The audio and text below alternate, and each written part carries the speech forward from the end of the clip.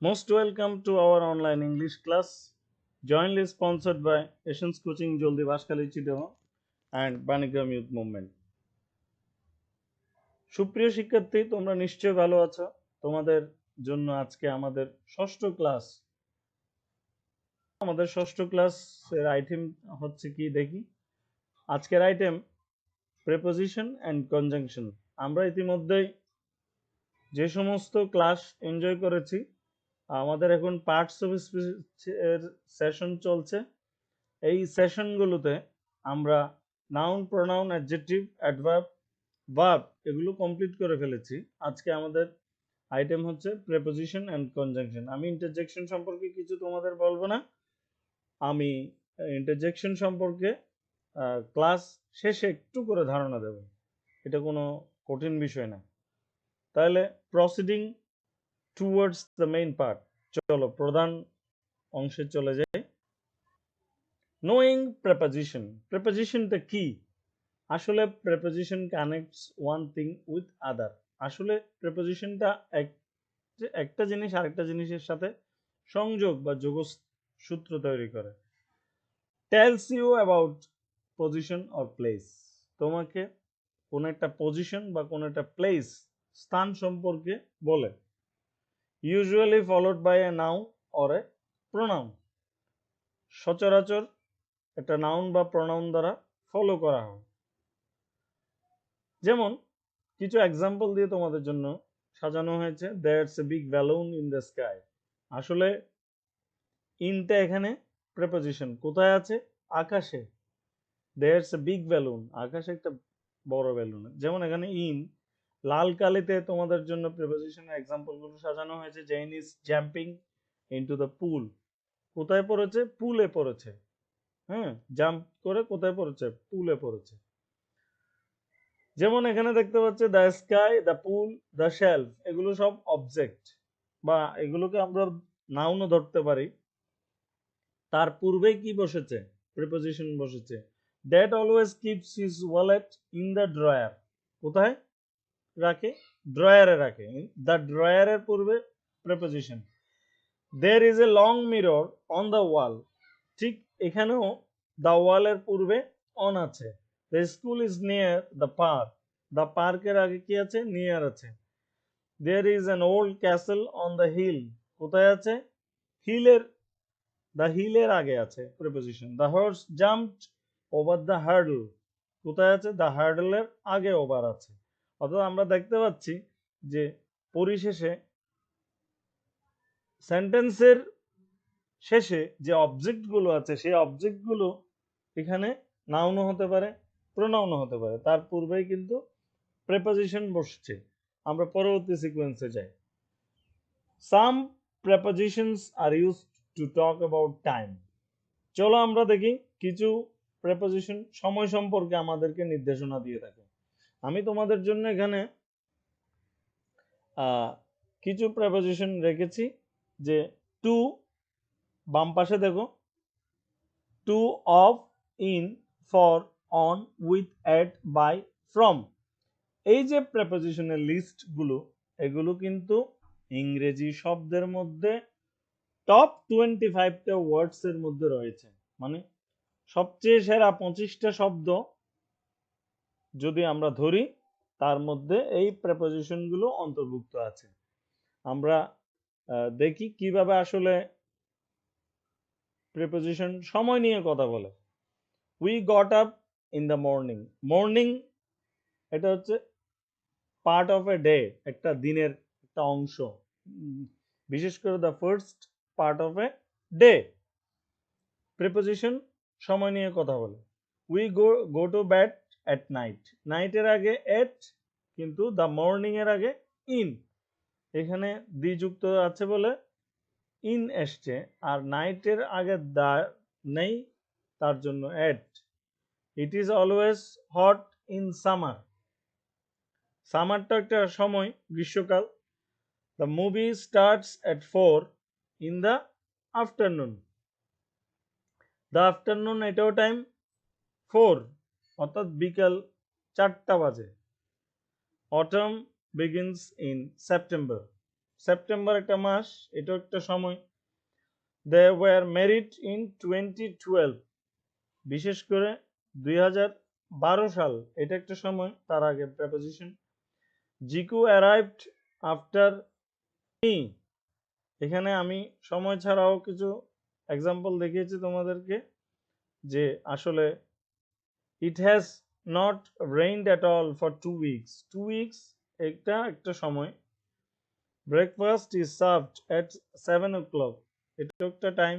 Kim and tram have been in the same class since class 1, তাহলে বিশেষ করে the same class, তার পূর্বে প্রেপোজিশন এসছে ইন, আর ক্লাস 1 এটা স্পেসিফিক্যালি আমি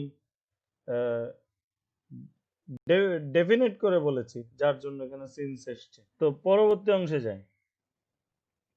কি ফ্যাক্টর অফ প্রেপোজিশন, কি ফ্যাক্টরটা কি, কিছু এক্সাম্পল দিয়ে তোমাদের জন্য বোঝানো হয়েছে যে a preposition must have an object, প্রেপোজিশনের অবশ্যই একটা অবজেক্ট থাকবে। যেমন they are in the kitchen, the kitchen এটা একটা অবজেক্ট, তার আগে চলে এসছে in.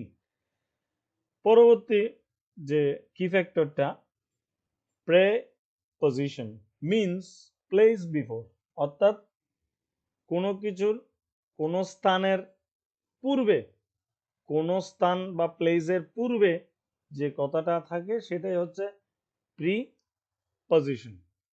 I put it in the box, তাহলে আই পুট ইট কোথায়, ইন দ্য বক্স, বক্সের আগে ইন বসানো হয়েছে, অর্থাৎ বক্সের আগে প্রেপোজিশনটা পজিশন নিয়েছে কোথায়, দ্য বক্সের আগে, এই জন্য প্রি অর্থাৎ পূর্বে।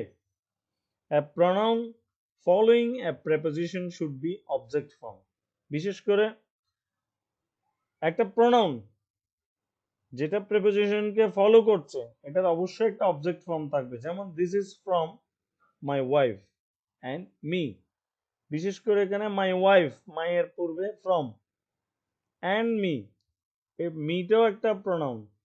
মাই ওয়াইফ এটা হচ্ছে, ওয়াইফটা হচ্ছে নাউন, মাইটা হচ্ছে positive pronoun.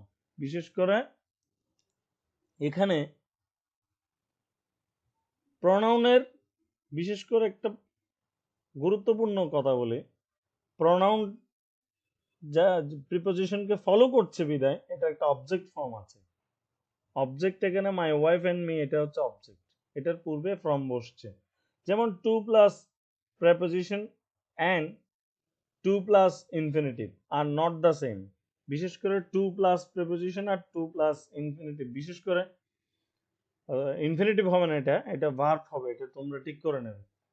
Two plus verb হচ্ছে ইনফিনিটিভ, কিন্তু টু প্লাস প্রিপোজিশন এটা ভিন্ন কথা। যেমন I look forward two lunch, এখানে লাঞ্চটা নাউন, নাউনের পূর্বে টু এসছে অর্থাৎ প্রিপোজিশন এসছে নীলকালে দিয়ে, কিন্তু I look forward to seeing you, বিশেষ করে এখানে ইনফিনিটিভের কাজ করেছে। লুক ফরওয়ার্ড টু থাকাতে ভার্বের সাথে আইএনজি যুক্ত হয়েছে, এটা একটা রাইট ইউজ অফ ভার্ব, একটা রুল। পরবর্তী অংশে যাই যে a preposition is followed by a noun never by a verb, preposition সবসময় নাউন দ্বারা ফলো করা হয়, ভার্ব দ্বারা নয়। যেমন I want to do, এটা কিন্তু ইনফিনিটিভ, এটা প্রেপোজিশন না টুটা, কিন্তু the sun sets in the west, ইনটা প্রেপোজিশন, কারণ the westটা হচ্ছে নাউন। পরের সিকোয়েন্সে কি বলে, যেমন আমরা টাইপস অফ প্রেপোজিশনে চলে আসলাম। এখানে প্রেপোজিশন স্পেলিংটাতে একটু প্রবলেম আছে, মাঝখানে একটা 5 ঢুকে গেছে, তোমরা একটু খেয়াল করে ঠিক করে নেবে। টাইপস অফ প্রিপোজিশন, যেমন আমাদের আছে সিম্পল, সিম্পল প্রিপোজিশন কারা, for, by, at, out, in, of, O double F off, through, till, up, to, with, from, এরা হচ্ছে সিম্পল প্রিপোজিশন, সাধারণভাবে আমরা ইউজ করি। কম্পাউন্ড প্রিপোজিশন কারা, amongst, amidst, above, around, along, across, about, below, beneath, beside, between, beyond, outside, within, without, এগুলো হচ্ছে compound প্রিপোজিশনের list, তোমরা লিস্টগুলো মুখস্থ করবে প্রয়োজনে। ডাবল প্রিপোজিশন কখন হয়, এখানে ডাবল প্রিপোজিশনের কিছু উদাহরণ কম্পাউন্ডে দেখানো হয়েছে, তাই আমি নিচে বলিনি। তবে দুইটা সিম্পল প্রিপোজিশন বা দুই বা ততোধিক সিম্পল প্রিপোজিশন যদি একসাথে যুক্ত থাকে একটা প্রিপোজিশন তৈরি করে, এটাই হচ্ছে double preposition. when a compound preposition has two simple preposition, same কথা। তারপর আমরা দেখি পার্টিসিপল, এটা আইএনজি ফর্ম। এখানে প্রিপোজিশন বিশেষ করে পার্টিসিপল আইএনজি ফর্মও হয়, প্রেজেন্ট পার্টিসিপলে, পাস্ট পার্টিসিপলে ইডি ফর্ম হয়। কিন্তু এখানে দেখা যাচ্ছে এগুলোও কিন্তু প্রিপোজিশনের আওতায় পড়ে, যেমন বেয়ারিং, ডিউরিং, ইনক্লুডিং, এক্সক্লুডিং এ ধরনের শব্দ থাকলে যদি গেটস এর সাথে ডিসঅ্যাপয়েন্টেড, গেটস, ফ্রাস্ট্রেটেড হয়, এগুলোও কিন্তু পাস্ট পার্টিসিপল হিসেবে প্রিপোজিশনের আওতায় পড়বে। আমরা তাহলে শিখলাম টাইপস অফ প্রিপোজিশন। পরবর্তী অংশে যাই, have a look at this time. চলো সময় নিয়ে আরেকটু কথা বলি। যেমন এখানে তিনটা প্রিপোজিশনের চার্ট দেওয়া আছে, ইন, অন এবং এট। ইন, অন এবং এট। যেমন ইন কোন ক্ষেত্রে বসে, জেনারেলি বিগার, এটা সাধারণভাবে বড় স্থানের ক্ষেত্রে। আর অন কোথায়, মোর স্পেসিফিকলি আছে স্মলার, অধিকতর একটু সামান্য ছোট। আর এট কোথায় বসবে, ভেরি স্পেসিফিক, এটা কোথায়, স্মলেস্ট, সবচেয়ে ছোট। যেমন এখানে টাইমের ক্ষেত্রে সেঞ্চুরিজ, হ্যাঁ, দ্য 90s, 1990s, বিশেষ করে 1990 সালের কথা, যে এখানে ওই ঊনবিংশ শতক, দ্বাবিংশ শতক এ ধরনের বলা হলে তার পূর্বেই আসছে। ডেকেডস, দশক, শতক, দশক, যেমন 80s, 90s, 70s এ ধরনের আসলে তার আগে। ইয়ার, যেমন সাল, 1995, 2010। মান্থ, জুলাই, মে, অগাস্ট, সেপ্টেম্বর, যাই হোক। উইকস, যেমন আছে 2 উইকস, 3 উইকস, সপ্তাহ। তারপরে অন আসছে কোথায়, দিনে চলে এসছে, কারণ সপ্তাহ পর্যন্ত আমরা ইন রেখেছি, সপ্তাহের পরে যখন দিনে চলে এসছে, ড্যাশ উইকেন্ড। বিশেষ করে মে 7th, 1994, 1994 সালের মে মাসের 7 তারিখ স্পেসিফিকলি বলা আছে, কিছুটা তুলনামূলকভাবে ছোট। যেমন মাই বার্থডে, এটা স্পেসিফিক, আমার জন্মদিন, একটা নির্দিষ্ট দিন। ফ্রাইডে, শুক্রবার, বারগুলোর মধ্যে আমি নির্দিষ্ট করে বলেছি কি বার। দ্য উইকেন্ড, যেমন সপ্তাহান্তে, সপ্তাহান্তে কোথায়, বাংলাদেশের জন্য শুক্রবারটা হচ্ছে সপ্তাহান্ত, কিন্তু সারা ওয়ার্ল্ডের জন্য সানডে। আবার এটের ক্ষেত্রে রেখেছি আওয়ার্স, আমরা দিন সপ্তাহকে বিভক্ত করে ফেলেছি আওয়ার্সে, ঘন্টায়। 7 AM, 12 o'clock, 5 PM সময়। তাহলে আমরা বুঝলাম যে সময়টার উপরে ইন, অন, এট কিভাবে ভ্যারি করে। পরবর্তী অংশে যাই, have a look at this, আমরা স্থানের ক্ষেত্রে তাকাই একটু। ইন, জেনারেলি বিগার, এটা তোমাদেরকে আগেই বলে দিয়েছি। কান্ট্রিজ, যেমন বাংলাদেশ, লন্ডন, আমেরিকা। সিটি বা টাউন, চট্টগ্রাম, এরকম, ঢাকা, এগুলো হচ্ছে সিটি বা টাউনের ক্ষেত্রে। আবার অন কোথায় ইউজ করি, স্ট্রিট বা অ্যাভিনিউর ক্ষেত্রে, যেমন আর কে মিশন স্ট্রিট, হ্যাঁ, জলদি, বাঁশখালী, চিটগাং। তাহলে কোনো একটা রাস্তার নামের ক্ষেত্রে। অ্যাভিনিউর ক্ষেত্রে, স্ট্রিট এবং অ্যাভিনিউ আলাদা দুটি জিনিস, তোমরা বুঝবে। যেমন যে রাস্তাগুলো পূর্ব থেকে পশ্চিম দিকে আছে সেগুলোকে আমরা বিশেষ করে স্ট্রিট বলি, আর উত্তর থেকে দক্ষিণ দিকে যেগুলো আছে সেগুলোকে বলি, সরি, পূর্ব থেকে পশ্চিমের গুলোকে আমরা বলি এভিনিউ, আর উত্তর থেকে দক্ষিণ যেগুলো আছে সেগুলোকে বলি আমরা স্ট্রিট। তো অ্যাড্রেস, স্পেসিফিক লোকেশন, যেমন কোন একটা জায়গার ঠিকানা যদি আমি স্পেসিফিক্যালি দিই, 15 number street, the store, the super shop, কোন একটা দোকানের নাম, তখন সেই ক্ষেত্রে অ্যাড হয়। এবার আমরা আরেকটা পার্টে যাব, কনজাংশন। কনজাংশন কি, a linking word such as and or but, যেমন এটা একটা লিঙ্কিং ওয়ার্ড, সংযোগ স্থাপনকারী শব্দ। এটা একটা ব্রিজের মতো, একটা সেতুর মতো, দুই পাশের রাস্তা, মাঝখানে নদী, উপরে ব্রিজ। তাহলে ব্রিজ নদীর দুই পারের রাস্তাকে কি করেছে, কানেক্ট করে, ঠিক ওই রকম। Used to connect words or sentence, বিশেষ করে শব্দ বা বাক্যকে সংযোগ স্থাপন করে দিতে এই কনজাংশনের প্রয়োজনীয়তা আছে। তারপরে যাব may link two or more than two words or sentence, বিশেষ করে দুই বা ততোধিক শব্দ বা বাক্যকে যুক্ত করবে কনজাংশন। যেমন এখানে কতগুলো এক্সাম্পল দেয়া হয়েছে, a cat and its kittens, a builder and his tools, এখানে বিল্ডার এবং টুলের সাথে সংযোগ স্থাপন করেছে। হ্যাঁ, a doctor and a nurse, doctor এবং নার্সকে একসাথে সংযুক্ত করেছে। slow but steady, sweet or sour, a male or a female, আলাদা করেছে। a horse, a zebra or a donkey, যেমন এখানে প্রথম দুইটার ক্ষেত্রে কমা, দ্বিতীয় শেষটার আগে এখানে কি যুক্ত করেছে, কনজাংশন যুক্ত করেছে। Paul has a dog, a parrot and a cat, বিশেষ করে ফ্যাক্ট আছে একটা, it is called linker or connector, এটাকে লিঙ্কারও বলা যেতে পারে আবার কানেক্টরও বলা যেতে পারে কনজাংশনকে। দেখো, the words before, after, as, when, while, until, since are also conjunctions. Conjunction কারা কারা একটু চিনে রাখি। they tell when something happens, তারা যখন কোনো ঘটনা ঘটে তখন সেটা নিয়ে বলে। so they are called conjunctions of time, তাই তাদেরকে কনজাংশন অফ টাইম বলা হয় বা সময়ের নির্দেশকারী কনজাংশন বলা হয়। কিছু উদাহরণ দেয়া আছে তোমাদের জন্য। look both ways before you cross the street, এখানে বিফোরটা হচ্ছে conjunction. Apu listened to music while he was doing his homework, তাহলে Poonam was smiling as she walked into the class, বিশেষ করে কনজাংশন গুলো যুক্ত করেছে। এই ধরনের কনজাংশনকে বলা হয় কনজাংশনস অফ টাইম। তোমরা একটু পড়ে নেবে এবং ভিডিওটা বারবার দেখবে, যত বেশি দেখবে তত বেশি তোমার জ্ঞান সমৃদ্ধ হবে, যত বেশি দেখবে তত বেশি তুমি শিখবে, যত বেশি তুমি শিখবে তত বেশি তুমি এক্সপার্ট হবে, যত বেশি তুমি এক্সপার্ট হবে তত ভালো তোমার টিচিং দক্ষতা তৈরি হবে। চলে যায় টাইপস অফ কনজাংশন, তোমাদের জন্য সাজানো হয়েছে কনজাংশনের প্রকারভেদ। প্রথমে হচ্ছে কোঅর্ডিনেটিং, বিশেষ করে অ্যান্ড, বাট, ফর, অর, নর, ইয়েট অ্যান্ড সো, এগুলো হচ্ছে কোঅর্ডিনেটিং কনজাংশন।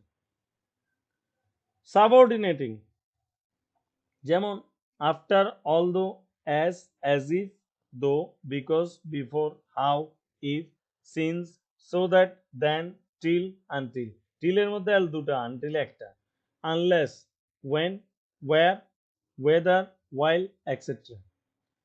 আমরা কোঅর্ডিনেটিং এবং সাবঅর্ডিনেটিং গুলো চিনলাম, এগুলো তোমাদেরকে প্রয়োজনে মুখস্থ করতে হবে। কোরিলেটিভস গুলো দেখি, কোরিলেটিভস গুলো তোমরা পারবে সহজে, কারণ এখানে একটা অংশ থাকলে আরেকটা অংশ তোমরা অবশ্যই বুঝবে। যেমন either or, neither nor, not only but also, both and, একসাথে both থাকলে and থাকবে, not only থাকলে but also থাকবে, whether থাকলে or থাকবে। এগুলো কিছু আছে কনজাংটিভ অ্যাডভার্ব, বিশেষ করে অ্যাডভার্বের আওতায় পড়ে কিন্তু কনজাংশনের আওতায়ও পড়ে, এইগুলোকে বলা হয় কনজাংটিভ অ্যাডভার্ব। যেমন অ্যাকর্ডিংলি, তোমরা সেন্টেন্স কানেক্টর করতে অবশ্যই দরকার হবে। ইন্টারমিডিয়েটে লেভেলে সেন্টেন্স কানেক্টরের জন্য তোমাদের অপশন আছে, তোমরা সেন্টেন্স কানেক্টর সম্পর্কে ভালো ধারণা তৈরি করতে পারবে। যেমন accordingly, also, besides, consequently, finally, however, indeed, instead, likewise, meanwhile, nevertheless, next, otherwise, still, on the other hand, in contrast, therefore, and then। তাহলে তোমরা নিশ্চয়ই বুঝে গেলে যে কনজাংটিভ অ্যাডভার্বস কোনগুলো। এর জন্য বরাবরই এখানে এক্সারসাইজ আছে, এক্সারসাইজ দেয়া আছে প্রিপোজিশনের উপরে। Fill in the blanks with right preposition, সঠিক প্রিপোজিশন বসিয়ে ফিল ইন দ্য ব্ল্যাঙ্কস করবে। আমরা এক্সারসাইজের অ্যান্সার স্ক্রিপ্ট আগামীকাল পোস্ট করব। তোমরা এক্সারসাইজটা দেখো, এক্সারসাইজ যে ফিল ইন দ্য ব্ল্যাঙ্কস আছে তোমাদের জন্য এক্সারসাইজ রেখেছি, ফিল ইন দ্য ব্ল্যাঙ্কস সাথে দিয়েছি চুজ দ্য বেস্ট আনসার। বিশেষ করে তোমাদের 3টা করে অপশন দেওয়া আছে প্রত্যেকটা এক্সারসাইজের জন্য, তোমরা এই 3টা অপশন থেকে সবচেয়ে বেস্ট অপশনটা বসাবে। আমরা আমাদের আজকের ক্লাস এই পর্যন্তই। আর ইন্টারজেকশনের মধ্যে আমরা যেগুলো আশ্চর্য হয়ে, দুঃখ পেয়ে, কষ্ট পেয়ে, খুশি হয়ে, বিস্মিত হয়ে বলি, সেই ওয়ার্ডগুলো ইন্টারজেকশন। যেমন wow, what a nice bird, great, wow, হ্যাঁ, এই ধরনের আমরা শব্দ ইউজ করি। ওহ, এলাস, হ্যাঁ। তো এইগুলো হচ্ছে ইন্টারজেকশন, যেখানে আশ্চর্যবোধক বা এক্সক্লেমেশন চিহ্ন থাকবে। তো তোমাদের জন্য আজকের ক্লাস এতটুকুই। ইতিমধ্যে তোমরা, আমি এতদিনে আশা করি তোমরা পার্টস অফ স্পিচে যথেষ্ট পরিমাণ এক্সপার্ট হয়ে গেছো। আর আমরা বাণীগ্রাম ইউথ মুভমেন্ট এবং এশিয়ান্স কোচিং জলদির সৌজন্যে ক্লাসগুলো তোমাদেরকে দিচ্ছি। আমাদের পরবর্তী 7th ক্লাস আছে ভয়েস চেঞ্জ নিয়ে। এটা তোমাদের জন্য গুরুত্বপূর্ণ একটা ক্লাস হবে। যারা টেন্স বা টেন্সের স্ট্রাকচার ভালো করে বুঝেছো তারা ভয়েস ভালো পারবে, আর ভয়েস যদি তোমরা পারো তোমরা ইংরেজিতে এক্সপার্ট হবে। সব দিক দিয়ে তোমাদেরকে সকল ক্ষেত্রেই সকল আইটেমের উপরে সমানভাবে পারদর্শী হতে হবে। সো আজকের ক্লাস এতটুকুই। সবাইকে ধন্যবাদ। ভালো থাকবে, সুস্থ থাকবে, নিয়মিত স্বাস্থ্যবিধি মেনে চলবে এবং বেশি বেশি প্র্যাকটিস করবে। ধন্যবাদ।